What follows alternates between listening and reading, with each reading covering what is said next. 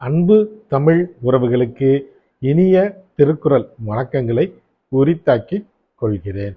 நான் உங்கள் மூவேந்திர பாண்டியன்.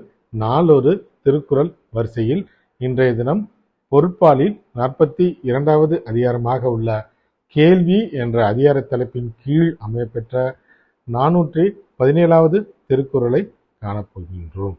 கேள்வி என்பதற்கு சான்றோர்களின் அறிவுரைகளை செவியால் கேட்டல் என்ற பொருளில் இந்த அதிகாரத்தின் தலைப்பு அமையப்பட்டுள்ளது.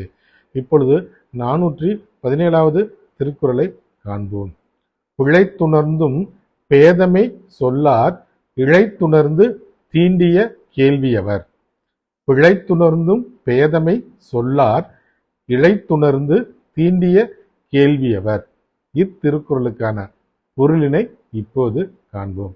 நுண்ணிய கேள்வி அறிவினை உடையவர்கள் நாம் சொல்வது பிழையென தெரிந்தாலும் கூட அதனை இழிந்து சொல்ல மாட்டார்கள்.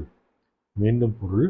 நுண்ணிய கேள்வி அறிவினை உடையவர்கள் நாம் சொல்வது பிழையென தெரிந்தாலும் கூட அதனை இழிந்து ஒருபோதும் கூற மாட்டார்கள் என்பது இத்திருக்குறளுக்கான பொருளாகும். வள்ளுவரின் வழியினை பின்பற்றி வாழ்வில் வெற்றி காண்போம். வாழ்க தமிழ், வளர்க தமிழ்நாடு. நன்றி, வணக்கம்.